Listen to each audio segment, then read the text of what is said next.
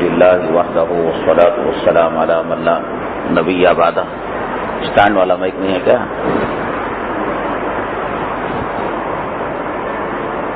اما بعد فاعوذ باللہ من الشیطان الرجیم. بسم اللہ الرحمن الرحیم. انما یخشی اللہ من عباده العلماء. قال النبی صلی اللہ علیہ وسلم العلماء ورثۃ الانبیاء او کما قال النبی علیہ الصلاۃ والسلام. آواز کم آئے گی. رب اشرح لی صدری ویسر لی امری واحلل عقدۃ من لسانی یفقهوا قولی. اللهم صل على سيدنا مولانا محمد في اول واوسط واخر كلامنا. قابل قدر حضرات علماء کرام و حفاظ اعظام، اللہ تعالیٰ کا بے پناہ شکر ہے اور اللہ تعالیٰ کا احسان ہے. اللہ تبارک تعالیٰ نے آج ہمیں یہاں ایک اہم مقصد کے لیے جمع فرمایا. اللہ تعالیٰ ہمارے جمع ہونے کو، کہنے کو اور سننے کو قبول فرمائے، دنیا اور آخرت میں کامیابی کا ذریعہ اور سبب بنائے.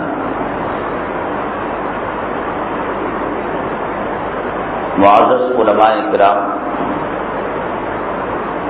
تقریر جو ہوتی ہے وہ عوامی اجلاس میں ہوتی ہے کہ مقرر اور خطیب اپنے گھوڑے کو دوڑا کر لے جاتا ہے اور اپنے کرتب دکھاتا ہے. یہاں کوئی تقریر کا، وعظ و نصیحت کا کوئی موقع نہیں ہے. اپنے ہم سبق، اپنے ہم منصب دوستوں اور یاروں کے ساتھ بیٹھ کر کچھ تبادلے خیال کرنا ہے. میرے خارجی آؤٹ ڈور پروگرام ہوتے ہیں، مانگ کر یہ پروگرام لیتا ہوں. میں نے حضرت سے بھی مانگ کر یہ پروگرام لیا اور سمجھتا ہوں کہ یہ پروگرام عوامی پروگرام کے مقابلے میں کافی اہمیت کا حامل ہے، جس کو تمہیدی کلمات میں مولانا موصوف نے بتایا. کشتی کے ناؤ کا رخ سمت کا پتہ نہیں چلتا لمبے سفر کرتے کرتے کہ آخر اس کی منزل کیا ہے.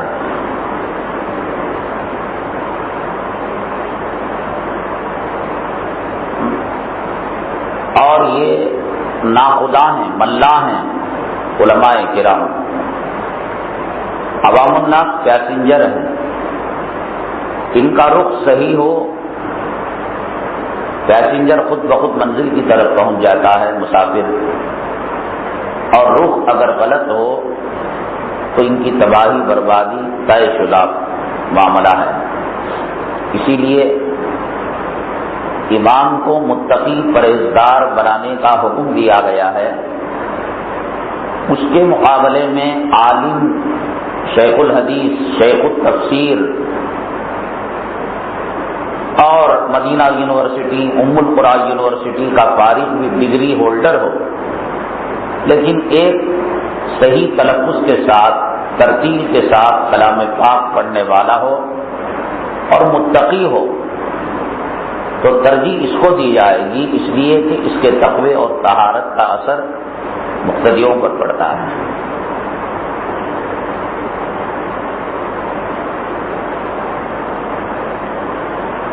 اور دوسری بات، ایسی مجلسوں میں میں ببانگ دوحل کہتا ہوں، ہر انسان اپنے خیالات کے اندر آزاد ہے. مجھے جو اپنی بات سمجھ میں آتی ہے میں وہ کہہ رہا ہوں. ممکن ہے آپ کو اس سے اعتراض ہو، اور اگر آپ کو یہ لگے کہ شرعی نقطۂ نظر سے اور امت کی فلاح اور بہبودی کو مد نظر رکھ کر یہ بات غلط ہے، یہ کوئی تقریر کا میدان نہیں ہے، اصلاح معاشرہ، میلاد اور سیرت کمیٹی کا جلسہ نہیں ہے، کہ آپ آمین آمین کہتے چلے جائے، آپ کو حق ہے کہ آپ یہاں تشریف لائے اور کہیں کہ مولانا صاحب یہ آپ نے جو بیان کیا یہ ہمارے اکابرین کا معمول نہیں رہا ہے، صحیح بات تو یہ ہے میں بخدا تا حیات موت تک اس کا ممنون کرم رہوں گا۔ کئی بار ایسا ہوتا ہے نظریات اور خیالات کو پیش کیا جاتا ہے اور برسر عام کسی جھجک کی وجہ سے یا مہمان کے اکرام کی وجہ سے خاموشی اختیار کر لی جاتی ہے، پھر اس کے بعد جو میزبان ہیں ان سے سننے کو ملتا ہے کہ صاحب آپ نے وہ بات کہہ دی، فلاں عالم نے یہ بات کہی، فلاں عالم نے یہ بات کہی، آپ کو یہ نہیں کہنا چاہیے تھا، یہ کہنا چاہیے تھا۔ جب ہم نے آپ کو اختیار دیا ہے، آپ بھی ممبر اور محراب کے شہسوار ہیں اور اپنے ہم منصب ہیں، کوئی چھوٹا بھائی ہے، کوئی بڑا بھائی ہے، کوئی الگ آدمی نہیں ہے، تو ہم کو امت کی فکر ہے، تو اس میں کسی کی بے عزتی کا، مہمان کی بے عزتی کا کوئی مسئلہ نہیں ہے۔ اگر کوئی طالب علم مہمان کو پانی پیش کر رہا ہے اور اس کو پتا ہے دوسرے آدمی کو اس میں پتنگا گرا ہوا ہے، پیشاب کا خطرہ گرا ہوا ہے، ناپاک پانی گرا ہوا ہے، اس کو روک لینا کوئی مہمان کی بے عزتی نہیں بلکہ مہمان کی عزت افزائی ہے اور مہمان کا اکرام ہے۔ لیکن اب تک ایسا نہیں ہو سکا بدقسمتی سے۔ میں چاہتا ہوں کہ یہاں ویسا نہ ہو، آپ کو اعتراض ہو تو آپ کہیے گا، مجھے بات سمجھ میں آتی ہے تو میں بات کو قبول کر لوں گا۔ میں بات سینہ ٹھوک کر بغیر کسی ڈرے کے کہہ سکتا ہوں، اس سے 100 گنا زیادہ قبول بھی کر سکتا ہوں۔ عمل کرنا نہیں کرنا میرا نجی معاملہ ہے، میرا اور اللہ کے درمیان کا معاملہ ہے، قبول تو ضرور کرتا ہوں انشاءاللہ۔ بہرحال حضرات، مجھے نہیں لگ رہا ہے کہ ایک بڑی تعداد لکھنؤ کے علماء ائمہ حضرات کی تشریف لائی ہے، چھوٹی سی تعداد آئی ہوگی، مدرسے کا اسٹاف طلباء ٹوپیوں سے بھر دیا گیا لگتا ہے۔ آئے ہیں باہر کے احباب؟ ہاتھ اٹھائیے جو باہر کے علماء آئے ہیں۔ الحمدللہ، اللہ جزائے خیر نصیب فرمائے۔ سامنے تشریف لائیے آپ۔ ہاں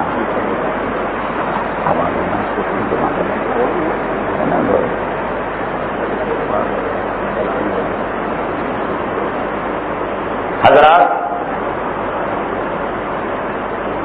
اس وقت امت محمدیہ صلی اللہ علیہ وسلم کی جو حالت ہے، میرا خطاب صرف علماء کرام سے، طلباء سے بھی نہیں، طلباء بھی مخاطب نہیں ہے، بڑی خطرناک صورتحال ہے۔ مومنانہ مسلمانہ لباس کے اندر مسلمان مرتد والی زندگی گزار رہا ہے،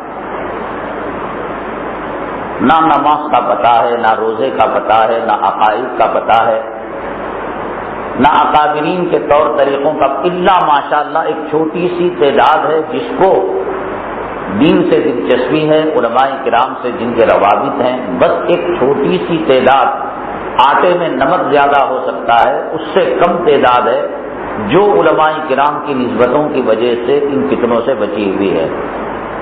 ورنہ قرآن شریف کے اندر اللہ تعالیٰ نے جو نقشہ پیش کیا، وَكُنْتُمْ عَلَى شَفَا حُفْرَةٍ مِّنَ النَّارِ، تم جہنم کے کنارے آ چکے ہو، بارڈر پر آ چکے ہو، بلکہ میں ایک قدم آگے بڑھا کر کہوں گا کہ ایک قدم امت محمدیہ صلی اللہ علیہ وسلم کے اکثر افراد کا جہنم کے اندر ہے اور جہنم کے باہر ایک قدم ہے۔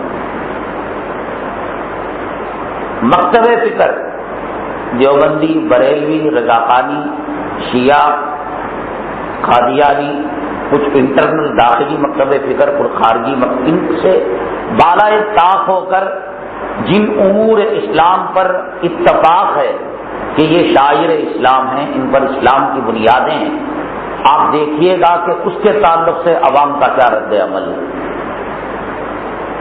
جناب محمد رسول اللہ صلی اللہ علیہ وسلم نے فرمایا، من ترک الصلاۃ متعمدا فقد کفر ولو بواحدہ، ایک روایت میں ایک نماز مسلمان جان بوجھ کر چھوڑے گا، فقد کفرا، یہ ماضی کا صیغہ ہے، کافارا، اس کے صاف معنی یہ ہیں کہ وہ دھیڑ ہو گیا، وہ چمار ہو گیا، وہ اسلام سے خارج ہو گیا۔ وَأَقِيمُوا الصَّلَاةَ وَلَا تَكُونُوا مِنَ الْمُشْرِكِينَ، نماز قائم کرو اور مشرکین میں سے نہ ہو جاؤ۔ نماز کو جو تھوڑا سا آواز بڑھائیے، نماز کو جو ایک وقت کے لیے قضا کرتا ہے، یعنی فجر میں سو گیا، بیوی سے مل لیا، احتلام ہو گیا، اس نے سوچا کہ بھئی سردی میں کون غسل کرے گا، چلو ظہر میں دونوں ملا کر پڑھ لیں گے، 2,86,00,000 برس اس کو اس جرم کے اندر جہنم میں جلنے پڑیں گے کہ اس نے نماز کو اپنے وقت کے اندر نہیں پڑھا ہے۔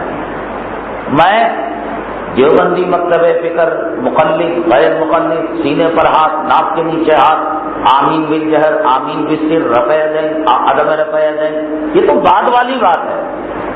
نماز جیسے معاملے کے اندر جس کا اتفاق ہے تمام مکاتب فکر کا، داڑھی شاعر اسلام میں سے ہے۔ میں آپ کے لکھنؤ کے اندر اگر چلا جاؤں اور کسی مسجد کا پتہ معلوم کرنا چاہوں تو کیا میں کسی نوجوان کو دیکھ کر، اس کے چہرے بشرے سے دیکھ کر میں معلوم کر سکتا ہوں کہ مسلمان کے نطفے سے پیدا ہوا محمد صلی اللہ علیہ وسلم کا غلام ہے؟ پرسنٹیج نکالیے داڑھی والوں کے، داڑھی مڈانے والوں کے، پرسنٹیج نکالیے پردہ لگانے والی عورتوں کے، بے پردہ، اور جو عورتیں پردہ لگا رہی ہیں وہ تو کالے کفن کی چندی لگا کر بدبودار جسم کو انہوں نے چھپایا ہوا ہے، زنا والے جسم کو چھپایا ہوا ہے۔ میں تو کہتا ہوں کہ ایک ماہر ٹیلر اور درزی جب سست اور تنگ برقع پہن کر کوئی لڑکی گزرتی ہوگی تو اس کے مقد، اس کا سینہ، اس کے کمر اور اس کے ران کے ناپ کو دیکھ کر بتا دیتا ہے کیا صورت حال ہے۔ اور دوسری طرف عمومی بیان کے اندر آپ نے سنا، ایک طرف اسلام اور مسلمان دشمن، اور خود ہندوستان کے اندر نکالے جو نظام تعلیم کو انگریزی دور کے اندر یہاں رائج کیا تھا، اور ہندوستان کے اندر جو نظام عدالت کو قائم کیا تھا، بدقسمتی کی بات یہ ہے کہ ہندوستان آزاد ہونے کے باوجود ہندوستان کے اندر ایجوکیشن، نظام تعلیم وہی انگریز کا قائم کردہ ہے، ہندوستان کے اندر نظام عدالت وہی انگریزوں کا قائم کردہ ہے۔ ایک طرف ارتداد کے کارخانے ہیں، یہ جو آپ کو عیسائیوں کے، یہودیوں کے، امریکن آکسفورڈ کے برانچز، برطانیہ کے اسکول کی شاخیں، خداوند قدوس کی عزت و جلالت کی قسم، یہ ایجوکیشنل، یہ تعلیمی ادارے نہیں، یہ تباہی، بربادی، ارتداد کے کارخانے ہیں، مرتد بنانے کی مشینیں ہیں۔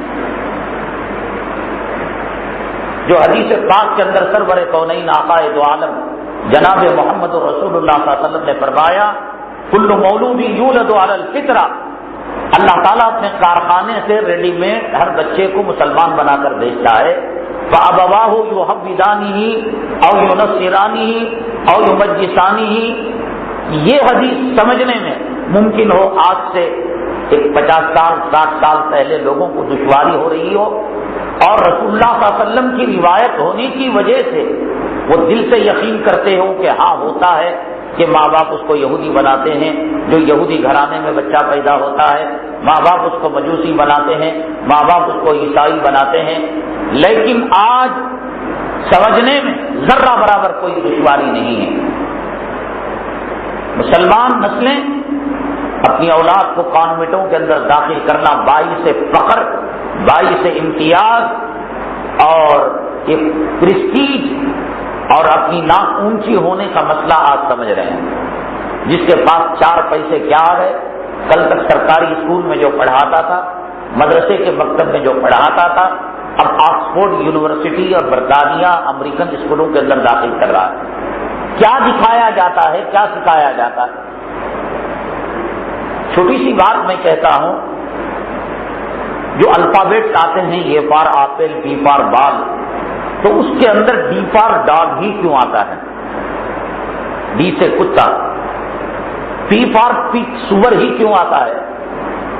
اس لیے کہ دو ایسے، میں چھوٹی سی مثال، انسان کا جسم اور ناخن، اور ناخنوں میں چھوٹی انگلی کے ناخن کے میل کے برابر، میرے پاس ان کی پوری ہسٹری ہے، پوری تاریخ ہے کہ مرتد بنانے کی آٹومیٹک کمپیوٹرائز مشین ان کے پاس ایسی ہے. کیوں؟ جمعہ کے دن فرائیڈے کو بالکل 12:30 بجے سے 1:45 تک اہم سبجیکٹ رکھتے ہیں. میتھمیٹکس کا رکھیں گے، سائنس کا رکھیں گے، تاکہ مسلم بچہ وہ ناغہ نہ کرے. اس لیے کہ جو حساب و کتاب میتھمیٹکس ہوتا ہے، سائنس کے فارمولے وہ ایک دوسرے کو لنک کر کے چلے جاتے ہیں. بچہ اگر ایک لنک چھوڑ دے گا، اگلا سبق ہمارے یہاں ایسا نہیں ہے. کتاب الجنائز چھوٹ گیا آپ کو تو آپ جو ہے قبرستان کا باب بن لیجیے، رسالہ ثواب کا باب پڑھ لیجیے. اس میں کوئی سبند نہیں ہوتا. کتاب الطہارہ الگ ہے، کتاب الصلاۃ الگ ہے. طہارت کے احکام وہ ہیں اور صلاۃ کے احکام اور ہیں. لیکن میتھمیٹکس میں، حساب و کتاب میں، سائنسی فارمولوں میں زنجیر کی کڑیوں کی طرح ایک کڑی دوسری کڑی سے بنی ہوئی رہتی ہے. اسٹوڈنٹ اور طالب علم مجبور ہوتا ہے کہ جمعہ کا دن وہ 12:30 سے 1:30 پونے 2 تک کا جو وقت ہوتا ہے وہ گھنٹہ ضائع نہ کرے، اس لیے کہ امتحان میں فیل ہو سکتا ہے. اس کی وجہ یہ ہے کہ مسلمان حدیث جانتا ہو نہ جانتا ہو، وہ حدیث جانتے ہیں. اللہ کے حبیب پاک جناب محمد رسول اللہ صلی اللہ علیہ وسلم نے فرمایا کہ 3 جمعہ لگاتار جو مسلمان نماز جمعہ کو چھوڑ دیتا ہے، اللہ تعالیٰ اس کے دل پر تھپکا لگا دیتے، مہر لگا دیتے ہیں. اور یہ مہر لگوانے کا کام بہت آسانی سے ان کالجوں کے اندر، یونیورسٹیوں کے اندر، میں یہ سمجھتا ہوں کہ عموماً لڑکی 7ویں کلاس کے اندر 7th ایئر میں بالغہ ہو جاتی ہے. لڑکے کے مقابلے میں لڑکی جلدی بالغہ ہوتی ہے. اور مانا جائے کہ لڑکا 8ویں میں 9ویں میں بالغ ہو رہا ہے، تو پھر بتائیے کہ بالغ ہونے کے بعد یہ احکامات اس کے اوپر وارد ہوتے ہیں. اور 3 جمعہ اگر اس کی چھوٹ جائے. عجیب فلسفہ دیکھیے، لڑکی کو چھپانا چاہیے تھا. لڑکی کو دیا اسکرٹ جو گھٹنے سے اوپر ہوتا ہے. لڑکا اگر رہ بھی جائے، گھٹنے سے لے کر ناک تک اس کے کپڑے ہیں، لیکن اس کو دیا سوٹ، بوٹ، پینٹ، ساکس، جوتے. یہ ہزاروں چیزیں ہیں. شریعت مطہرہ کو مسلمان پڑھے نہ پڑھے، ہمارے اغیار پڑھ رہے ہیں. ہندوستان کی آزادی سے پہلے جب برطانیہ کی، انگریز کی حکومت تھی ہندوستان میں، ایک مسلم گورنر تھے ایک علاقے کے. ان کو یہاں کی حکومت برطانیہ لے گئی، آپ جانتے ہیں. لے گئی تو آنکھ پر پٹی باندھ کر ان کو لے جایا گیا. جنگل آ گیا اور جنگل سے اور آگے لے جایا گیا، ایک تہخانے کے اندر اتارا گیا. تو ان کا بیان یہ ہے، جنگل کے زمین انڈر گراؤنڈ، جسے ہمارا دارالعلوم ہے ان کا ایک دارالعلوم ہے. فارسی کی کتابیں، درجہ اول کی کتابیں، درس نظامی، بخاری شریف، ہدایہ، سب پڑھ رہے ہیں. اور لمبے لمبے توپ جو اہل عرب پہنتے ہیں، اقار ڈالتے ہیں اور رومال ڈالتے ہیں. پر انہوں نے کہا کہ جب میں نے تحقیق کی کہ جب مدرسہ ہے تو ایسے چھپ کر پڑھنے کی کیا ضرورت، تو پتا چلا کہ صاحب یہود و نصارہ کے طلبہ یہاں تعلیم پاتے ہیں اور انگریزی حکومت کی نگرانی میں وہ پڑھ رہے ہیں. وہ تحقیق کرتے ہیں کہ رسول اللہ صلی اللہ علیہ وسلم نے کس جانور کو برا جانور کہا. کتا برا جانور ہے. گدھا ہمارے برتن میں منہ ڈال لے تو کوئی بات نہیں ہے، آپ دھو لیں پاک ہو جائے گا. اذا بلغ القلب فی اناء احدکم فلیغسل 7 مرات، 7 مرتبہ دھونے کا حکم ہے. اس لیے بچوں کے ذہن میں کتے کی حقارت اور سور کی نفرت نکالنے کے لیے یہ کہا جاتا ہے کہ ڈی فار ڈاگ. اور بچہ کمپیوٹر تو نہیں ہے کہ ایک مرتبہ آپ نے DOG لکھا، انٹر مارا اور ہارڈ ڈسک کے اندر محفوظ ہو گیا، بلکہ وہ اس کو دہراتا رہتا ہے. D for dog, D for dog, D for dog. کتا کتا کتا کتا کتا. گھر میں آیا کتا بولا، دیواروں پر کتا لکھ رہا ہے، کتا چڑا رہا ہے، کتا بول رہا ہے. پی فار پگ، پی سے سور. H for hat. ٹوپی کو نکال کر ہیٹ کو رکھا گیا، ٹوپی کی حقارت آئے. اور بی بی مریم کے مجسمے کو رکھ کر ڈی فار ڈال، گڑیا اور بی بی مریم علیہ السلام کا ایک مصنوعی مجسمہ وہاں پر رکھا گیا.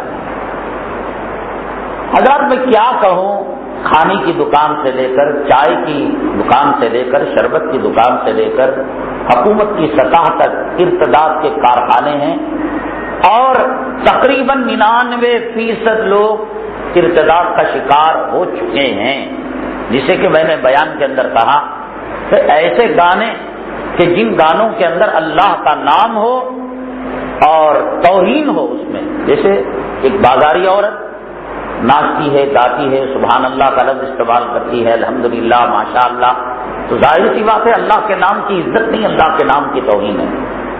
قرآن نے یہ کہا وَلَا تَقُولُوا رَاعِنَا وَقُولُوا انظُرْنَا، ملتا جلتا لفظ بھی بے ادبی کا استعمال نہیں کر سکتے، اور یہاں ایک رنڈی بازاری عورت اپنے شرمگاہ کو اچھال کر سبحان اللہ بول رہی ہے۔ صنم کا لفظ استعمال کیا جاتا ہے، اے صنم میں تیری پوجا کروں گا، میں تجھے پوجوں گا، میں تیرے گلی کے چکر لگاؤں گا۔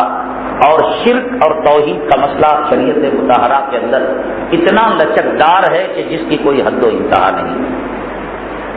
شرک تو شرک کے شائبے کو بھی شریعت نے برداشت نہیں کیا ہے۔ اب سوال یہ ہے، اس کی تو بہت بڑی فہرست ہے، بہت بڑی فہرست ہے، اور ایسی مدلل باتیں ہیں کہ آپ پورے مل کر بھی ایک بات کا انکار قیامت تک کرنا چاہیں نہیں کر سکتے۔ ایسی مبنی بر حقیقت یہ حقیقتیں ہیں، سچائیاں ہیں۔ سوال یہ کہ امت محمدیہ صلی اللہ علیہ وسلم ارتداد کا شکار ہے، مرتد والی زندگی گزار رہی ہے۔ یہاں نمازی بھی مرتد ہے، یہاں حاجی بھی مرتد ہے، حرام کے پلے گھروں کے اندر پیدا ہو رہے ہیں۔ کہیں گے مولانا صاحب یہ تو کیا ظلم و زیادتی کر دیا آپ نے، ہمارے یہاں سے دفتر نکاح جاتا ہے، ہمارے یہاں سے قاضی جاتا ہے۔ جس نکاح کی بنیاد شریعت پر نہ ہو، شریعت کا مطلب سنت طریقے پر جو نکاح نہ کیا جائے، وہ نکاح کبھی سکسیس ہو ہی نہیں سکتا۔ اور شریعت پر کرنے کے لیے ان اعظم النکاح برکا ایسرہ معونہ، کم خرچ والا، کیا جیسے نکاح ہو رہا ہے، ایسے نکاح کہ جس کے اندر زیادہ سے زیادہ خرچ ہو، کر لیا، کھانے والے نے کھا لیا، ڈکار دینے والے نے ڈکار دے دی۔ اب سوال یہ کہ اس کا اثر تو ہوگا گناہ کا۔ اب گناہ کا اثر یہ ہوگا کہ میاں بیوی کی الفتیں باقی نہیں رہتی۔ اللہ تعالیٰ نے کلام پاک میں فرمایا وَمِنْ آیَاتِهِ أَنْ خَلَقَكُم مِّنْ أَنفُسِكُمْ أَزْوَاجًا لِتَسْكُنُوا إِلَيْهَا وَجَعَلَ بَيْنَكُم مَّوَدَّةً وَرَحْمَةً۔ سکون، مودت، رحمت یہ ہو ہی نہیں سکتا کہ جو نکاح خلاف شریعت ہو اس کے اندر وہ چیزیں ملیں۔ اب نتیجہ یہ ہوتا ہے میاں بیوی کی لڑائی اور میاں بیوی کا جھگڑا، ایک بچے کے بعد ایک بچے کے آگے پیچھے۔ اب یہ جمعہ میں جو خطبہ ہوتا ہے، بیان ہوتا ہے، یہ تو 1:30 بجے آتا ہے، ٹیک لگاتا ہے، سوتا ہے، اور بے وضو فقہا نے کتابوں میں لکھا ہے کہ ٹیک لگا کر 1 سیکنڈ کی اونگ سے وضو ٹوٹ جاتا ہے۔ اب یہ وضو کو توڑتا ہے، اور بدقسمتی کی بات یہ کہ بہت ساری جگہوں کے اندر وضو توڑ بیانات ہوتے ہیں، ضمیروں کو جھنجھوڑنے والے بیانات کے بجائے ایسے وضو توڑ بیانات کہ جس کی وجہ سے کمیٹی بھی خوش رہے، لوگ بھی خوش رہے، اللہ بھی خوش رہے، مخلوق بھی خوش رہے، خالق بھی خوش رہے۔ جمہوریت، سیکولرزم پارلیمنٹ میں چلتی ہو نہ چلتی ہو، بعض ضمیر فروش علماء منبر رسول پر جمہوریت چلاتے ہیں کہ سب خوش رہے، داڑھی مونڈے کو بھی برا نہ لگے، داڑھی والے کو بھی برا نہ لگے، حلال خور کو بھی برا نہ لگے، حرام خور کو بھی برا نہ لگے، جورو کے غلام کو بھی برا نہ لگے، ماں کے نافرمان کو بھی برا نہ لگے۔ ایسے وضو توڑ بیانات۔ اب وہ گرم گرم پانی غسل کر کر آتا ہے، یا گرمیوں میں ٹھنڈا پانی نہا کر آیا، پنکھے کے نیچے بیٹھا، لے ڈولا اور ٹیک لگایا، بے وضو ہفتہ بھر نماز تو نہیں پڑھی، کم سے کم جمعہ کی نماز پڑھتا ہے، تو شیطان نے کہا سالے یہ نماز بھی تجھے پڑھنے نہیں دوں گا، سلوا کر وضو تڑوا کر پھر اس کو ایسے ہی بھیجتا ہے۔ اب نتیجہ یہ ہوتا ہے علماء سے قربت نہیں، بیانات میں آتا نہیں، نتیجہ یہ ہوتا ہے کہ صاحب بیوی سے لڑائی ہوئی اور کہا نکل جا میرے گھر سے، پوٹلی باندھ لے، سامان لے کر چلا جا، میں تیرا مہر ادا کر دوں گا۔ یہ جو ہدایہ کے اندر قدوری کے اندر مسائل پڑھائے جاتے ہیں کنایا طلاق کے، کیا اس میں یہ بات نہیں آتی؟ طلاق نہیں ہوئی کیا نیت سے اس نے کہا تھا؟ جس کو فجر کی نماز کے احکامات کا پتہ نہیں تو اس کو کنایا، اشارہ اور صراحت والی طلاق کے احکامات کا پتہ ہوگا۔ اس کو تو طلاق دینی تھی اور طلاق کی نیت سے اس نے یہ کہا تھا ارے حرامزادی سے چھٹکارا مل جائے، ساری شوہری ساری زندگی ناکام بن کر ڈستی رہتی، چلی جا۔ اب ایک مرتبہ کہا، 2 مرتبہ کہا، 3 مرتبہ کہا، 4، اب تو نکل گئی وہ اپنے اس کے نکاح سے۔ اب اس کے جذبات بڑے، اب پھر اس کو بلا لیا سلا کر ٹھیک ہے میاں بیوی میں چلتا رہتا ہے، اور اس سے بچے جو پیدا ہوں گے، آپ اللہ کے گھر میں بیٹھے ہیں، وہ حلال کا بچہ ہوگا، حرام کا بچہ ہوگا جو کنایا 3 مرتبہ طلاق دینے کے بعد۔ اب اگر اس سے پوچھا جائے کہے گا کہ صاحب میں نے طلاق تھوڑی نہ دی۔ اب دنیا میں ایسا کوئی آلہ نہیں ہے، ڈگری نہیں ہے جو اس کے سینے پر دل پر رکھ کر یہ رپورٹ نکال سکے، جیسے کہ فیٹ کی، کولیسٹرول کی، بی پی کی، خون کی رپورٹ نکالی جاتی ہے کہ صاحب یہ کہتے ہوئے اس نے طلاق کی نیت کی تھی نہیں کی تھی۔ وہ تو بدل جائے گا، لوگ طلاق دے کر بدل جاتے ہیں۔ ابھی یہاں لکھنؤ آنے سے پہلے بنگلور کا ایک مسئلہ میرے پاس آیا، خاتون نے فون کیا کہ حضرت میرا بڑا عجیب معاملہ ہے، میرے خامن نے مجھے طلاق دے دی۔ میں نے کہا کہ اب تمہارا اس کے ساتھ رہنا حرام ہے، آپ اپنے ماں باپ کے یہاں چلے جائیے۔ تو کہا کہ ماں باپ بالکل غریب ہیں، لاچار ہیں اور ایک ایک نوالے کے محتاج ہیں، میں بوجھ بن کر جاؤں گی تو پھر میرا کیا ہوگا؟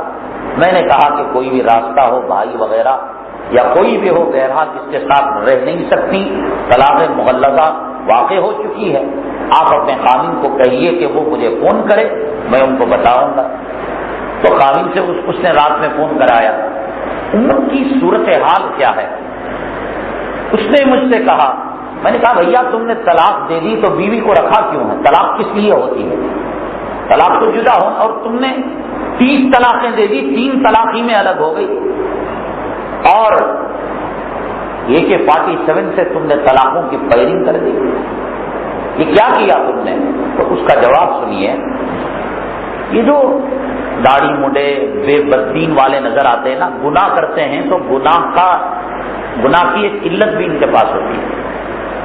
بھائی حج کیوں نہیں جا رہے؟ صاحب ہماری جو کمائی ہے حرام کی کمائی ہے، مجھے شرم آتی ہے، مشتبہ کمائی کے ساتھ میں حج بیت اللہ ہو جاؤں۔ نماز کیوں نہیں پڑھتے؟ نہیں داڑھی نہیں ہے، اللہ کو کیا منہ دکھاؤں؟ گناہ، شیطان فقیہ ہے، شیطان عالم ہے، شیطان محدث ہے، جس کو جیسے گمراہ کرنا ایسے وہ گمراہ کرتا ہے۔ اس نے بڑا عجیب جواب دیا، اس نے کہا حضرت میں نے طلاق کہاں دی؟ اچھا تو نے نہیں دی، میرے کرامن کاتبین نے دی۔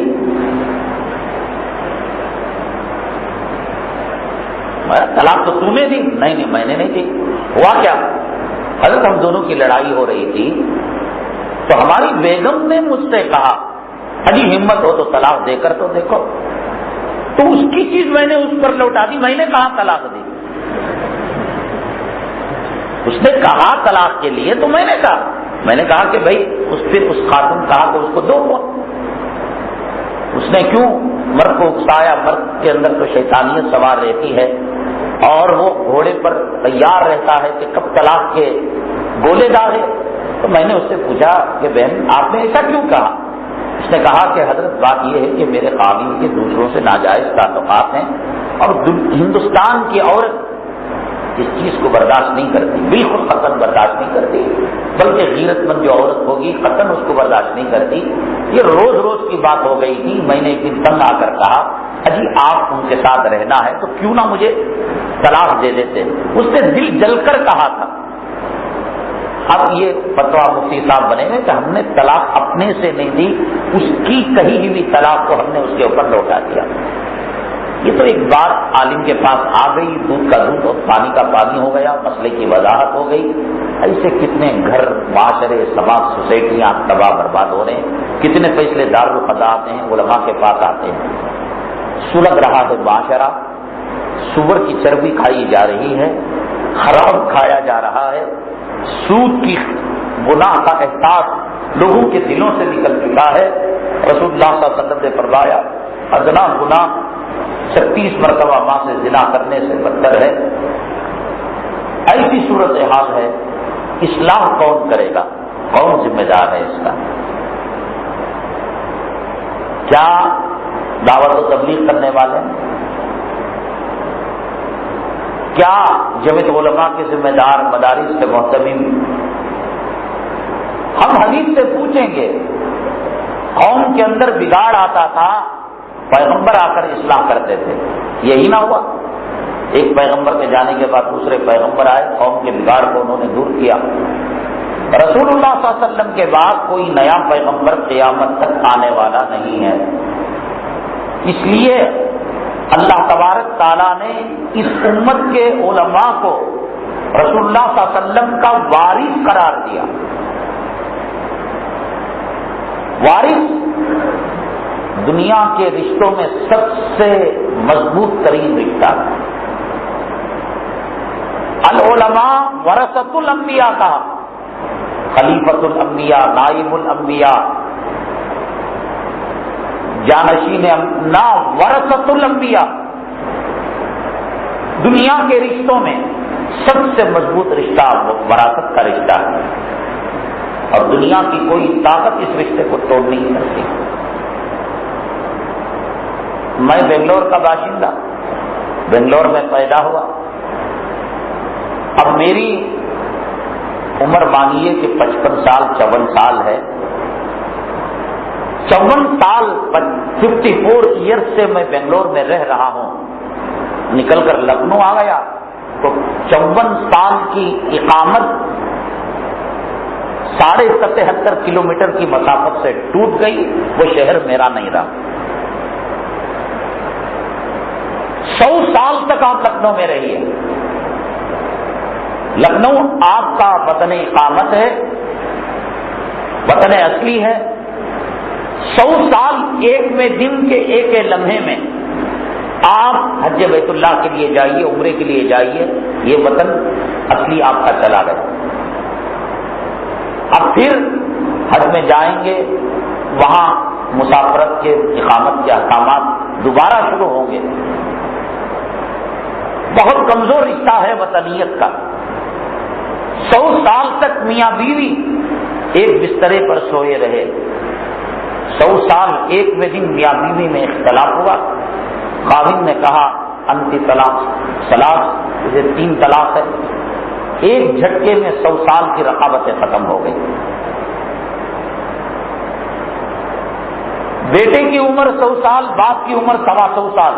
25 سال کی عمر میں نکاح کیا، آنکھ کر دیا، اس نے نکال دیا. بیٹے اور باپ کا رشتہ اور بیٹی اور ماں باپ کا رشتہ ایک آنکھ کرنے سے رشتے ختم ہو گئے. لیکن مورث مرتا ہے، باپ مرتا ہے، خاوند مرتا ہے. اب دنیا میں شرکت اور وراثت دنیا کے ہاتھ میں نہیں رہی، اللہ کے ہاتھ میں. کہ بیوی کو اتنا حصہ، بیوی مر جائے خاوند کو اتنا حصہ، اولاد کو اتنا حصہ، بیٹیوں کو اتنا حصہ. دنیا کے رشتوں میں وراثت اتنا مضبوط رشتہ ہے کہ شہنشاہ اس رشتے کو توڑ نہیں سکتا. شریعت نے کہا وَلَكُمْ نِصْفُ مَا تَرَكَ أَزْوَاجُكُمْ، تمہارے لیے جو ہے آدھا ہے.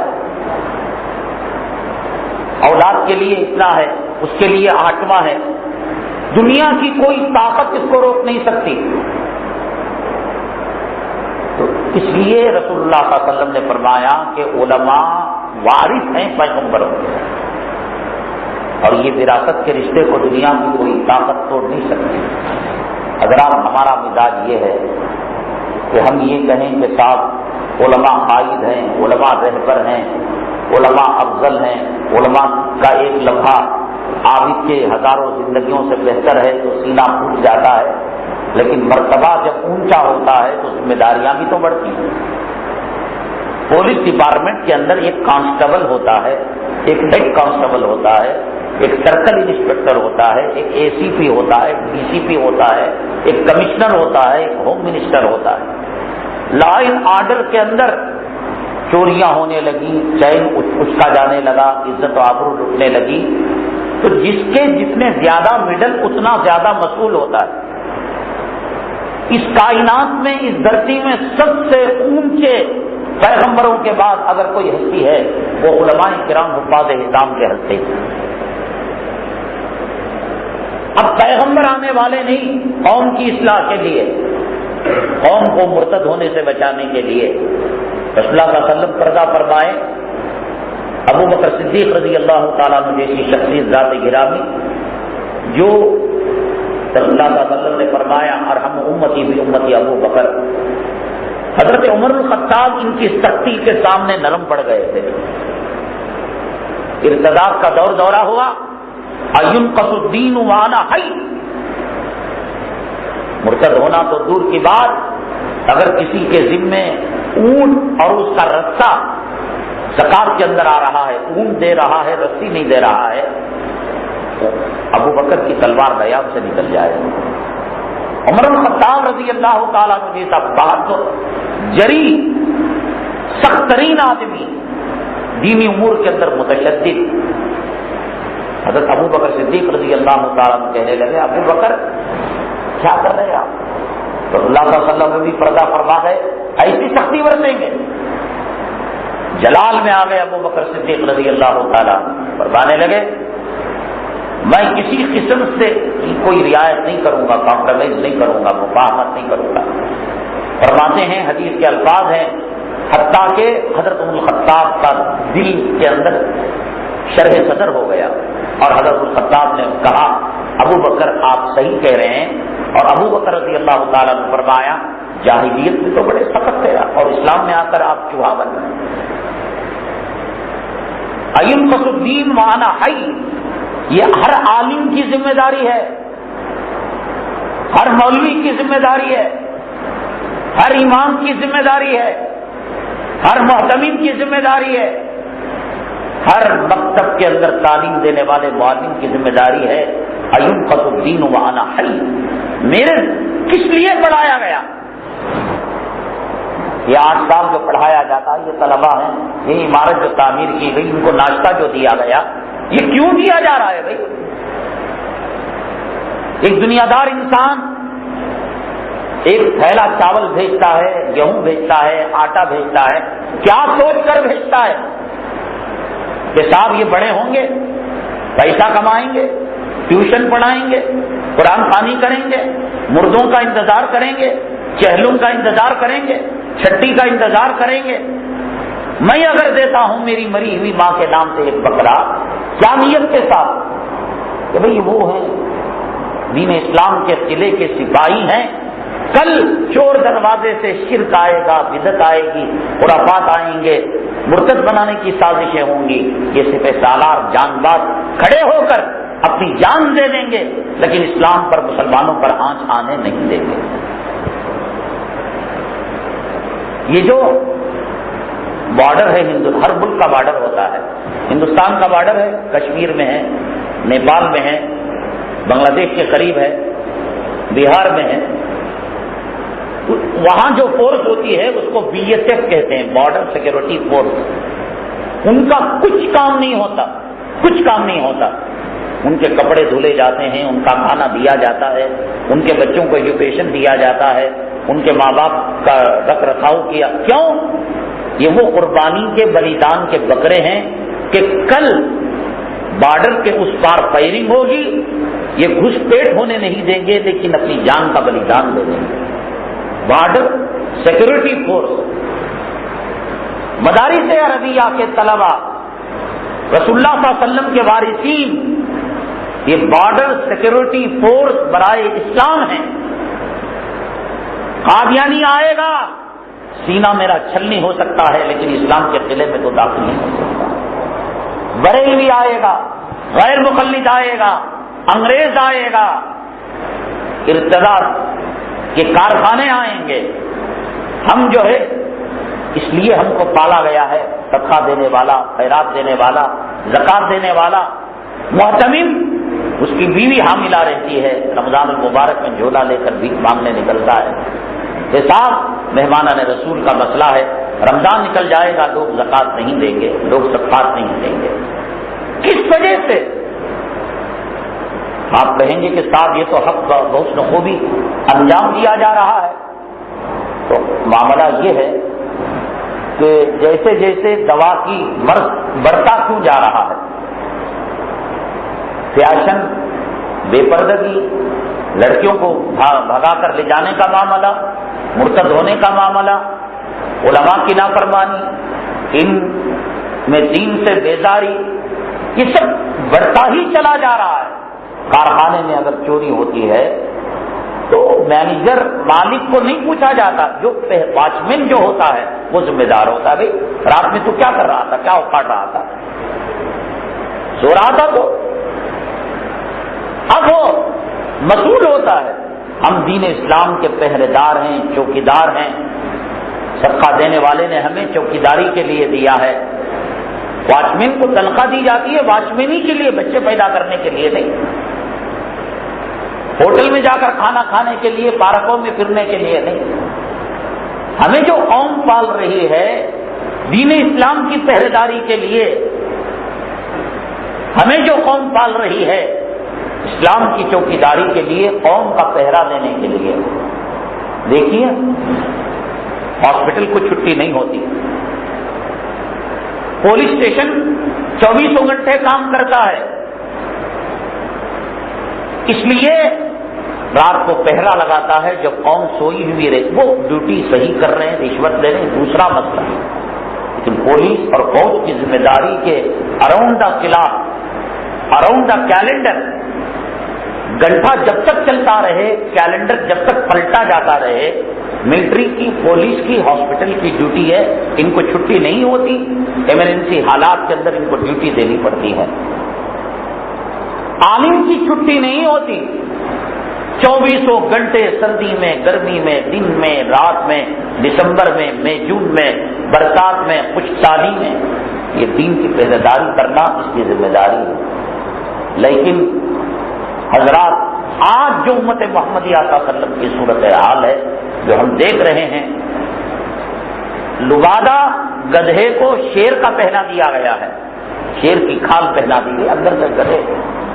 بہت بڑا طبقہ دین سے نابلد ہے، دین سے واقفیت نہیں ہے. حرام کے پلے پیدا ہو رہے ہیں، حرام کو کھایا جا رہا ہے، حرام کا کاروبار دیندار طبقہ کر رہا ہے. تو یہ نبی تو آنے والے نہیں، نبی کے وارث ہیں. یہ وارثوں کی ذمہ داری ہے. ولا یخافون لومۃ لائم، ملامت کرنے والے کی ملامت کی پرواہ کیے بغیر. دیکھیے اللہ گلی کے کتے کو روزی دیتا ہے، گلی کے سور کو روزی دیتا ہے. اللہ تبارک تعالیٰ اپنے نبی کے وارث کو کبھی بھوکا نہیں رکھ سکتا، کبھی پیاسا نہیں رکھ سکتا. عزت دینا اللہ کا کام ہے، عزت دینا متولی کا کام نہیں ہے. عزت دینا چودھری کا کام نہیں ہے. تو عز من تشاء وتذل من تشاء بیدک الخیر. ہم لوگوں کو خوش کرنے کے چکر میں آج حق کو چھپا رہے ہیں. میں ہندوستان کے چپے چپے کے اندر پروگرام کے لیے جاتا ہوں، کئی مقامات ایسے اتنا احساس کمتری بیان ہوتا ہے، پیچھے اسٹیج سے کود کر علماء بھاگ جاتے ہیں کہ صاحب کہیں پولیس پکڑ کر نہ لے جائے، کہیں ہارٹ اٹیک نہ آ جائے. آج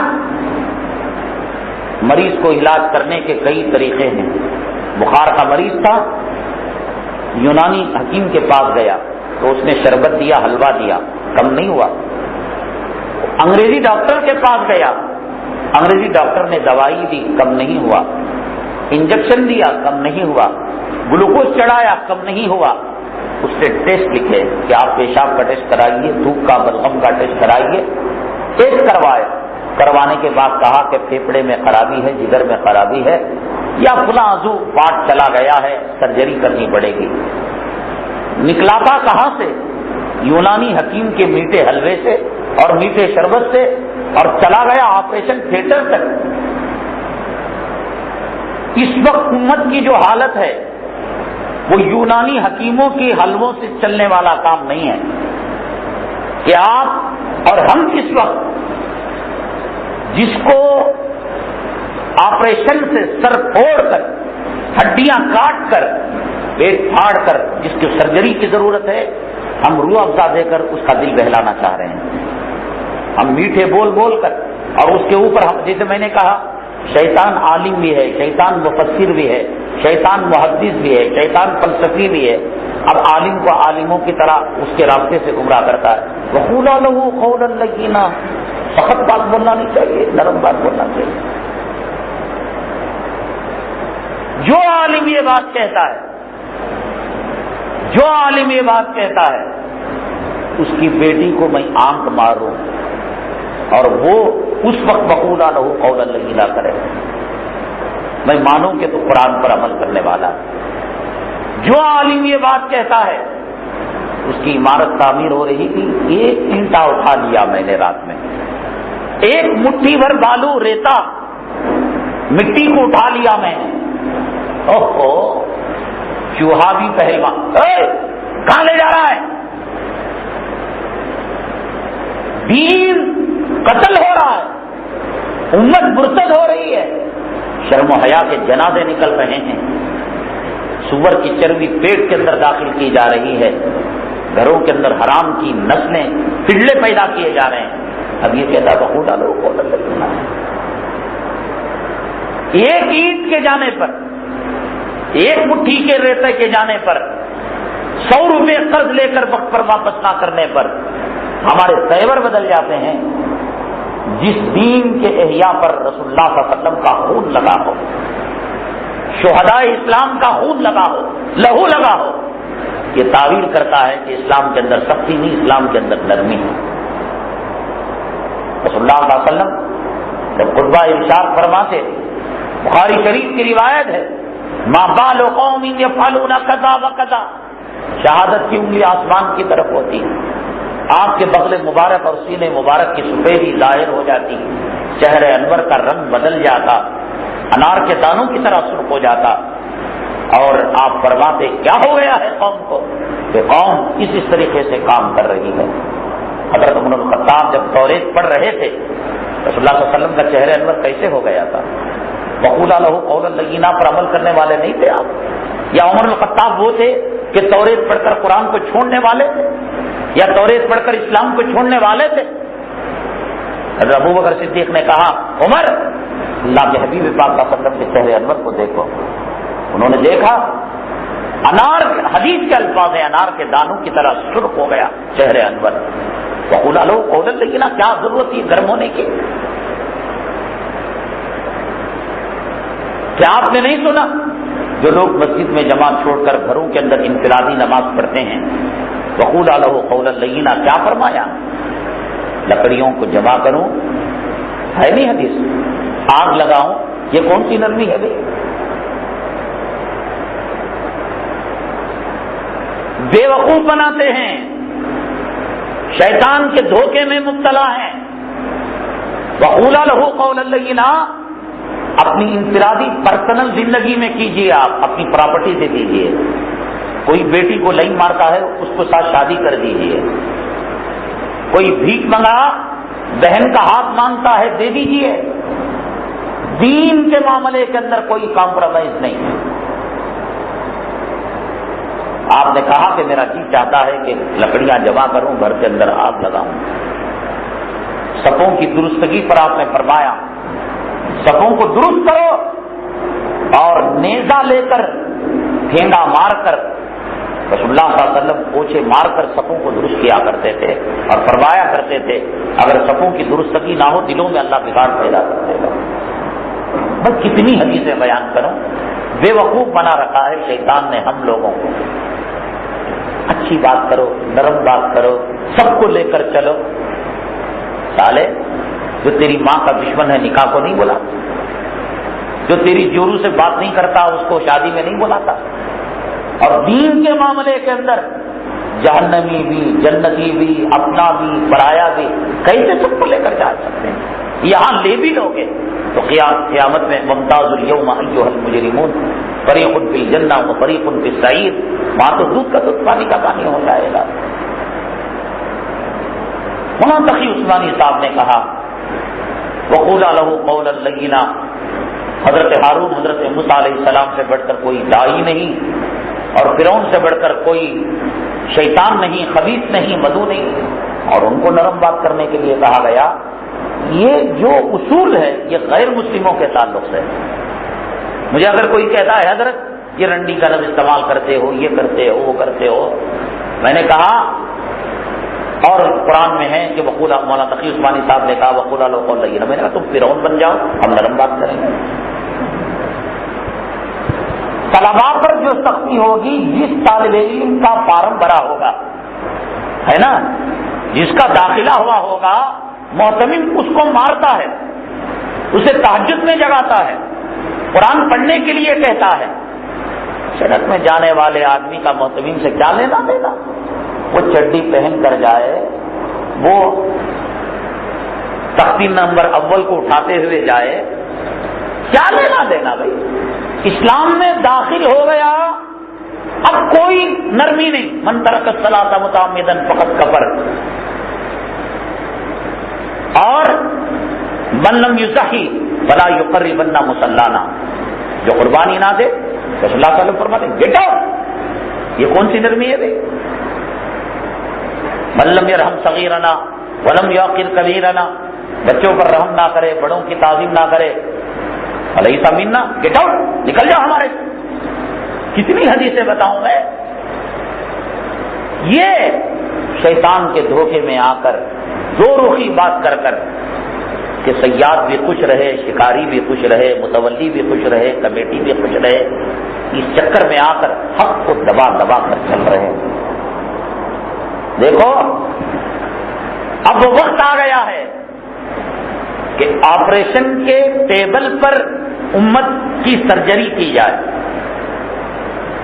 جب خامین کی سرجری ہوتی ہے، بائی پاس سرجری یا برین ٹیومر کی کھوپڑی پھاڑ، مشین چلائی جاتی، اللہ حفاظت فرمائے، مشین چلائی جاتی، ہڈیاں توڑی جاتی کھوپڑی کی،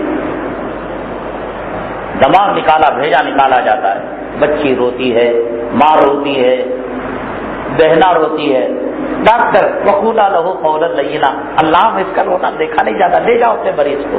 وہ ڈاکٹر ہے ڈاکو،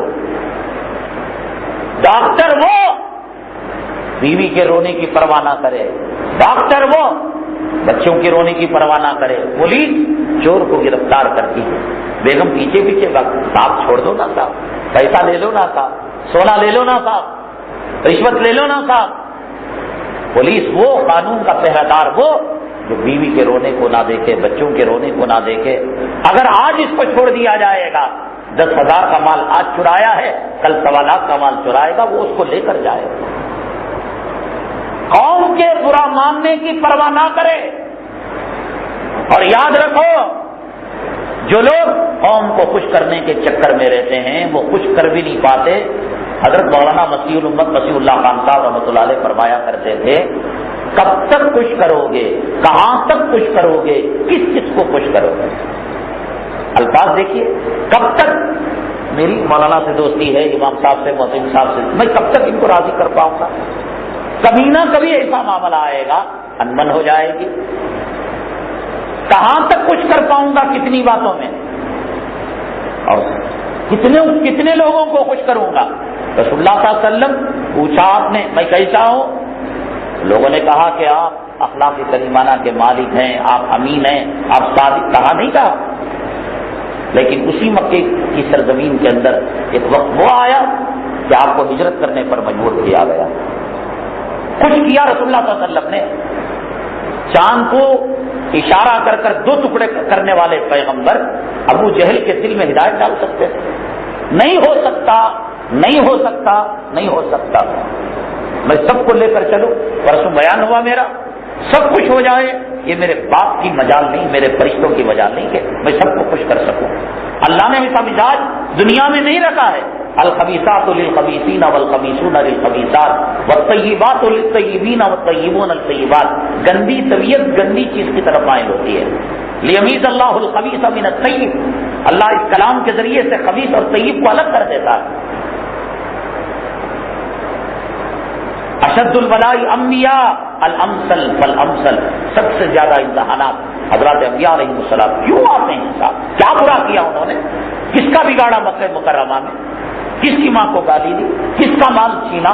کل جس کو امین کہتے تھے، صادق کہتے تھے، امانتیں رکھواتے تھے، وہ کیا حالت آ گئی کہ راتوں رات آپ کو ہجرت کرنا پڑا، سارے سور کے اندر پناہ لینا پڑا. نہیں ہو سکتا. اور جو آدمی خوش کرنے کے چکر میں رہتا ہے سب سے زیادہ اس سے دشمن ہوتے ہیں. علماء کرام، میں اللہ کا واسطہ دے کر، میرا دل اگر پھاڑ کر دیکھ سکو تو دیکھو، خدا کی قسم آپ سے محبت ہے، میں صحیح بات دو ٹوک بات کر رہا ہوں. وہ توقع مت رکھو کہ علم دین کے فضائل یہ ہیں، خیرکم من تعلم القرآن وعلمہ، علماء امتی کانبیاء بنی اسرائیل. مجھے بھی معلوم ہے اس وقت امت کی بڑی نازک ترین حالت ہے. حضرت سعد بن ابی وقاص رضی اللہ تعالیٰ سمندر میں بیٹھ کر وضو کر رہے تھے. آدمی سمندر میں وضو کرے تو پانی کہاں جاتا ہے؟ نالی میں، سمندر میں جاتا ہے. ویسٹ نہیں ہوتا نا، ضائع نہیں ہوتا. انہوں نے سوچا چلو وضو ہی کر رہے تو کوہنیوں کے بجائے یہاں تک دھو لیا، مونڈوں تک دھو لیا. 3 کے بجائے اچھا لگا وضو 4 مرتبہ. اللہ کے نبی صلی اللہ علیہ وسلم نے فرمایا اعضائے وضو کو چھوڑ کر جو حصہ دھویا گیا وہ زیادہ مستحق ہے جہنم میں جلنے کے. خیانت اور حدود سے تجاوز اللہ تعالیٰ کو پسند نہیں ہے. مسلمانوں، علماء کرام، اس راستے کے اندر امتحانات کا آنا، آزمائش کا آنا، ہجرت کا آنا، بعض لوگ کہتے ہیں میں فلاں مدرسے میں 25 سال سے ہوں، دل میں آتا ہے کہ سالے 1 نمبر کا مداہن آدمی ہوگا. تو رسول اللہ صلی اللہ علیہ وسلم تو 13 سال کے بعد ہجرت کر کے چلے گئے. خوش کرنے کے بوریا لے کر پھرنا، ایک سلام کے بعد دوسرے سلام کا بھروسہ نہ ہونا، ایک نماز کے بعد دوسرے نماز کا اعتماد نہ ہونا، صبح کے ناشتے کے بعد دوپہر کے کھانے کا انتظار نہ ہونا، اگر یہ زندگی ہے یہ نبی کا راستہ ہے. وراثت اہتمام میں ہے، وراثت صفہ چبوترے میں ہے، وراثت منبر رسول میں ہے، وراثت محراب رسول میں ہے، وراثت امیر بننے میں ہے. وراثت پیٹ پر پتھر باندھنے میں نہیں ہوگی، وراثت شاعر کہے جانے میں نہیں ہوگی، وراثت ہجرت کرنے میں نہیں ہوگی. وراثت مجنون کاہن کیوں کہا گیا رسول اللہ صلی اللہ علیہ وسلم؟ کیا بگاڑا تھا؟ اگر آپ ان کے نقش قدم پر چلیں گے، جب تک قوم آپ کو گالی نہیں دے گی، لکھنؤ کی سرزمین کے اندر فلاں عالم مقبول ہے مطلب اللہ کے یہاں اس کی عبادت کو بولے ہو نہیں سکتا. مائنس ڈگری سے کسی کو دیکھا جائے گا. لکھنؤ میں ایک عالم ہے صاحب، اس کے سر میں بال کم ہیں، دشمن زیادہ ہیں، مطلب یہ اللہ کے یہاں وہ مقبول ہے، وہ کام کر رہا ہے. کام کر کر کسی کو خوش نہیں کیا جا سکتا. کام کریں گے رکاوٹیں آئیں گے، کام کریں گے القاب ملیں گے، کام کریں گے گوریا بستر گول کیا جائے گا، کام کریں گے ہجرت کی وراثت ملے گی، کام کریں گے اشد البلاء انبیاء الامثل فالامثل کے اندر وراثت ملے گی. میری شیروانی کی آئرن بھی نہ جائے، استری بھی نہ جائے، ٹوپی کی گنجی بھی نہ ٹوٹے، اور میں چلوں تو 4 نوکر سامنے 4 نوکر پیچھے، زندہ باد مرد آباد، یہ سب نہیں چلتا. چلنا ہوتا رسول اللہ صلی اللہ علیہ وسلم کے ساتھ چلنا. آج اپنی شیروانی اور اپنے جبے کی استری بچانے کے لیے، اپنے وقار کو بچانے کے لیے، اور یا ایک بات، خوش کرنے کے چکر میں خوش تو کوئی نہیں ہو سکتا. ہمارے یہاں ایک مدرسہ ہے، مشہور مدرسہ، وہ مدرسہ ہی سیکولرزم اور جمہوریت کا مدرسہ ہے. سب کو لے کر چلو، قادیانیوں کو لے کر چلو، شیعہ کو لے کر چلو، اور گھوڑا جو طبقہ ہے اس کو لے کر چلو، بریلویوں کو لے کر چلو، کسی کو مت دل دکھاؤ۔ میں نے کہا تم سب کو لے کر چل رہے ہو، جو اہل حق طبقہ ہے وہ تو تمہیں نہیں مانے گا، اس کو کہاں لے کر چل رہے ہو تم؟ اور یاد رکھو علماء کرام، میں سفر کی حالت میں ہوں، اللہ کی قسم کھا کر منبر رسول پر مسجد کی جگہ میں مہمانان رسول اور وہ فرشتے جو دینی مجلس میں پر پھیلائے بیٹھتے ہیں، ان کو گواہ بنا کر کہتا ہوں، اس راستے کی مشقتیں مرضی سے نہیں جھیلو گے۔ اس راستے میں مشقتیں آنا چولی دامن کا، گلاب ہو خوشبو نہ ہو، شہد ہو مٹھاس نہ ہو، برف ہو ٹھنڈک نہ ہو، آگ ہو گرمی نہ ہو، عالم ہو اور کٹنائیاں نہ ہو تو ہو ہی نہیں سکتا۔ خدا کیا بات کر رہے ہیں آپ، کام نہیں کرے گا۔ ایک آدمی اسکوٹر شو روم سے لیا، دو آدمیوں نے 2 اسکوٹر شو روم سے لیے۔ ایک نے کہا یار 3 مہینے میں میری اسکوٹر خراب ہو گئی۔ اس نے کہا کہ دیکھو میری بالکل تر و تازہ ہے، ایک خراش تک نہیں آئی، اور مائلیج بھی کتنا عمدہ دیتی ہے کہ 3 مہینے میں ایک قطرہ پیٹرول خطرہ خرچ نہیں ہوا۔ لگا کہ وہ کیسے؟ کہا کہ دیکھو میں مارکیٹ جاتا ہوں، بچوں کو اسکول چھوڑتا ہوں، سبزی لے آتا ہوں۔ اس نے کہا کہ میں نے عینت کے شوکیس پہ اس کو کھڑا کر رکھا ہے، اس کو کیا خراش لگے گی؟ جو عالم شیروانیوں کے بندھن میں جکڑا ہوا ہوگا، اہتمام اور عہدوں کے 4 دیواری کے اندر ہوگا، اس کو خراش کیا آئے گی؟ کام کرے گا تب نہ پتا لگے گا۔ آپ جانتے نہیں جانتے میں کون ہوں، لیکن میں آپ کو بتاؤں، قادیانی، شیعہ، بریلوی، غیر مخلص، رضاخانی، کون ایسا نہیں ہے جس نے میرے خلاف مقدمہ دائر نہیں کیا؟ اب لے دے کر ایک جماعت ہے بھائیوں بزرگوں دوستوں والی، وہ بھی پیچھے پڑ گئے۔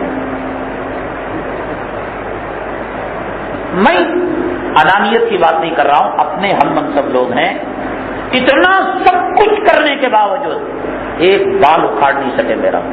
شہر بنگلور میں پوری عزت کے ساتھ، پوری آب و تاب کے ساتھ، پوری سربلندی کے ساتھ، کسی کے سامنے بھیک منگے بغیر عزت کی زندگی، عزت کی نماز، عزت کا مصلی، عزت کا ممبر، عزت کا محراب، اور جتنی قوت کے ساتھ میں باہر جاتا ہوں۔ ابھی دیکھیے جو بلائے تھے میزبان ہیں، پوچھیے، لڑ کر دوسرا پروگرام کینسل کروا کر بڑی مشکل سے بڑی طلب سے آئے، میں بھیک مانگ کر نہیں جاتا۔ مشکلات ہیں۔ حضرت بلال رضی اللہ تعالیٰ عنہ کو مار پڑ رہی تھی، عہد کر رہے تھے، کسی نے کہا عہد کہنا چھوڑ دیتے تو پٹائی ختم ہو جاتی، تو کہنے لگے عہد کہنے میں جنت کے مزے آ رہے ہیں۔ اس راستے کے اندر مشقتیں، اس راستے کے اندر مجاہدے، اس راستے کے اندر گالیاں سننا، اس راستے کے اندر کیسٹ کا پڑھنا، اس راستے کے اندر انٹیلیجنس کا پیچھے ہونا، یقیناً وقتی طور پر انسان ہونے کے ناطے کچھ ذہنی پریشانی ہوتی ہے۔ اللہ کی کھلی ہوئی مدد اپنے آنکھوں سے دیکھی، اور یہ نہ کرو گے، یہ سوچ کر کے اس راستے کے اندر محنتیں مشقتیں ہیں، تساہل سے کام لو گے۔ ایک دوسرا ڈپارٹمنٹ اللہ کے پاس ہے، وہ کیا ڈپارٹمنٹ ہے؟ بیوی کے نیچے کے پیٹ میں درد ہے، بیوی کی شرمگاہ خراب ہو گئی ہے، بیوی کا اثر خراب ہو گیا ہے، اولاد کا دماغ خراب ہو گیا ہے، اور زمین کا پریشانی آنی ہے، اور اس راستے سے جو پریشانیاں آئیں گی، گلی کا کتا بھی ہاتھ اٹھا کر دعا نہیں کرتا، اس راستے سے پریشانیاں آئیں گی تو بلوں کی چونٹیاں اور سمندر کی مچھلیاں ہمارے حق میں دعائیں مغفرت کریں گی۔ آنا طے، اور یہ کھلی ہوئی مثال، یہ گوشت کا لوتڑا آپ کے سامنے ہے۔ کون سا باطل فرقہ جس سے ہم بھیڑے نہیں ہیں، اور آج بھی ڈر نہیں ہے، آج بھی کوئی خوف نہیں ہے۔ کس نے کیا کر لیا؟ ایک جنازہ کسی معتقد کے باپ کا، بیٹے کا، بھائی کا آتا ہے، 5 مسجدوں میں گھومتا ہے، اور اندرشہ پڑھائیں گے؟ نہیں، اجازت نہیں ہے۔ نکاح پڑھائیں گے؟ نہیں صاحب ہم بیان نہیں کریں گے، کیوں ڈر رہے ہو؟ نہیں، تم مسجد میں داخل ہی نہیں ہو سکتے۔ جی رہے صاحب، رمضان المبارک سے پہلے شعبان کے آخری اتوار میں ایک مسجد زبیرہ افتتاح کیا۔ میں سمجھتا ہوں کہ زمین کی مالیت 1 کروڑ روپے کی، اور تعمیرات 50 لاکھ روپے کے. کون چندہ دے رہا بھائی؟ غیر مخلص مخالف، رضاخانی مخالف. جمعیت میں 2 پارٹیاں ہیں، اس میں یہ پارٹی بھی مخالف، وہ پارٹی بھی مخالف. مولانا ارشد صاحب ہمارے پیر و مرشد، ہمارے کرم فرما، ہمارے استاد. یہ جو 2 لفظ بول رہا ہوں، جو کر رہا ہوں، حضرت کے جوتیوں کا صدقہ. حضرت کی جمعیت میں بنگلور کا صدر تھا، اور جو گھٹالے ہوتے تھے آسام کے نام پر چندہ بندہ سب ہوتا تھا گھٹالے، تو میں نے اس کو فاش کر دیا. تو وہ کب باقی رکھیں گے؟ لاکھ مار کے نکال دیا. تو یہ بھی دشمن، وہ بھی دشمن. دیوبندی اس لیے دشمن، سب گندے گندے لفظ بولتا ہے جو ہمارے اکابرین کی شان نہیں تھی. یہ رنڈی بولتا، یہ کتا بولتا، یہ سور بولتا. ہمارے پاس دلیل ہے. وَقَرَّهَا إِلَيْكُمُ الْكُفْرَ وَالْفُسُوقَ وَالْعِصْيَانَ. قرآن نے کہا کہ گناہ کو ایسے پیش کرو کہ سامنے والے کے دل میں حقارت پیدا ہو. سورہ حجرات کے دوسرے رکوع میں غیبت کے بارے میں وَلَا يَغْتَبْ بَعْضُكُمْ بَعْضًا کہہ کر اللہ رک سکتا تھا. أَيُحِبُّ أَحَدُكُمْ أَن يَأْكُلَ لَحْمَ أَخِيهِ مَيْتًا فَكَرِهْتُمُوهُ. کیا تم چاہو گے کہ مرے ہوئے بھائی جس کے اندر کیڑے مل ملا رہے ہو، پیپ نکل رہا ہو، رس نکل رہا ہو، تعفن پھیل رہا ہو، تم اس کا گوشت کھاؤ گے؟ فَكَرِهْتُمُوهُ. آج ہوائی فائرنگ کر کر ہم بچنا چاہتے ہیں. وہ آپ نے سنا کہ کسی دیہات کے اندر مولوی صاحب گئے اور جا کر کہا کہ بھائی اگر مرغی، دیہاتوں میں ہوتی مرغی اور بکری اور کیا ہوتی ہے، اگر مرغی مل جائے تو 3 مرتبہ اعلان کرو یہ کس کی مرغی ہے، یہ کس کی مرغی ہے، اور جواب نہ دے تو تمہارے لیے حلال ہے. اب یہ اس نے جو ہے کاروبار شروع کر لیا. وہ راتوں میں جاتا مرغی اٹھاتا اور ظہر کے وقت کہتا، اس کے اوپر کپڑا چھپا دیا اور کہتا یہ کس کی مرغی ہے، یہ کس کی مرغی ہے. آپ نے مرغی کو ہضم کر لیا. اس کو مرغی زور سے کہنا چاہیے تھا. اب وہ اپنے آپ میں حلال بھی سمجھ رہا ہے اور مرغی کاٹ کر بھی کھا رہا ہے. اور ہم گناہوں کو ایسا، بھائی گالی کس کو کہتے ہیں؟ رسول اللہ صلی اللہ علیہ وسلم نے جو فرمایا من ترک الصلاۃ متعمدا فقد کفر. یہ کفرہ کیا ہے؟ میری ماں کی گالی دو، میرے باپ کی گالی دو، میرے خاندان کی گالی دو، میری بیٹی کی عزت کی گالی دو، کم ہے. کافر ہمیشہ دائمی جہنمی کتا ہے. بہت خطرناک گالی ہے. اور ایسے کافر ہو گیا، کیا مانا ہے صاحب؟ اس کی ڈیپ کیا ہے، اس کی گہرائی کیا ہے؟ علامہ انور شاہ کشمیری، مجھے معلوم آپ کے ذہن میں جو سوال ہے کہ بھائی اعتقاد والا عملی والا دونوں میں فرق ہے. اعتقاداً نماز کو چھوڑتا ہے کافر ہوتا ہے، عملاً چھوڑتا ہے فاسق ہوتا ہے. علامہ انور شاہ کشمیری رحمۃ اللہ علیہ فرماتے ہیں یہ محدثین کی تشریح ہے، اللہ پر حجت نہیں ہے. اللہ اگر یہ کہے میں تمہاری تشریح کو نہیں مانتا تو کیا توڑ لو گے؟ پوری سختی کے ساتھ گالی دو برا لگے، دعا دو اچھا لگے، گالی ایسا نہ دو کہ صاحب وہ اس پر آمین کہنے لگے. تیری والدہ کے، تیری والد کے زوجہ محترمہ کے برج داخل میں عزم مخصوص داخل کروں گا تو وہ کہے گا آمین یا رب العالمین. یہ کوئی گالی ہوئی؟ کھلا گالی تیری ماں کی سال ہے، ایسی گالی دو نا. یہ ہجڑا پن کیا ہے صاحب؟ دعا کرنا ڈائریکٹ دعا دو، گالی دینا گالی دو. کیوں لپٹی لپٹی باتیں کرتے ہو آپ؟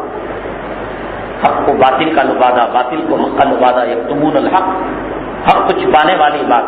ڈائریکٹ کہو نا کہ داڑھی منڈے ہجڑے میں کوئی فرق نہیں، تب اس کو برا لگے گا. اور قرآن حدیث کے خلاف نہیں ہے یہ بات. قرآن نے کہا حبب الیکم الایمان وزینہ فی قلوبکم وکرہ الیکم الکفر والفسوق والعصیان. اور پھر وہ ولا یغتب بعضکم بعضا دلیل ہے. پھر رسول اللہ صلی اللہ علیہ وسلم کی روایت، طائف کے مار کھا کر آپ نے کیا فرمایا؟ اللہ یہ نہیں تو کم سے کم ان کی نسلیں ایمان لے آئیں گی. وہ غیر تھے جو اپنے روزے نہ رکھیں. پہلی سیڑھی پر قدم رکھا آمین، دوسری سیڑھی پر قدم رکھا آمین، تیسری سیڑھی پر قدم رکھا آمین. جو طائف میں دعائیں دی پتھر کھا کر خون نکل رہا تھا، نالین شریف ان قدم مبارک سے لگ چکے تھے. اللہ ان کی مغفرت فرما. پہاڑوں پر مسلط فرشتے کو بھیجا گیا کہ چکی کے پاٹ بنا کر ان کو پیس دیا جائے. نہ نہ نہ نہ. کہتے ہیں ہندوستان کے اندر جو مسلمان ہیں طائفی کی نسل. رسول اللہ صلی اللہ علیہ وسلم کی بددعا نہ کرنے کا دعا کا نتیجہ کہ آج میں اور صاحب آپ صاحب ایمان ہیں. لیکن آپ نے فرمایا جو رمضان پائے اپنی مغفرت کا پروانہ حاصل نہ کرے. جبرائیل امین نے کہا بھائی چیک لکھنے والا چیک لکھتا ہے. آپ نے میری چیک کینرا بینک کی، اسٹیٹ بینک آف انڈیا کی، مدرسے کے لیے 1 لاکھ روپے لکھی، مدرسے کا نام لکھا، ابھی قبول نہیں جب تک کہ میں دستخط نہ کروں. میری دستخط چیک کو ورجنل بناتی ہے. جبرائیل امین نے کہا تباہ ہو جائے، برباد ہو جائے جس نے رمضان پایا اور اپنی مغفرت کا پروانہ نہ لیا. جبرائیل کے قول کی کوئی پرواہ نہیں. رسول اللہ صلی اللہ علیہ وسلم نے چیک پر دستخط کیا، آمین. کیا مطلب؟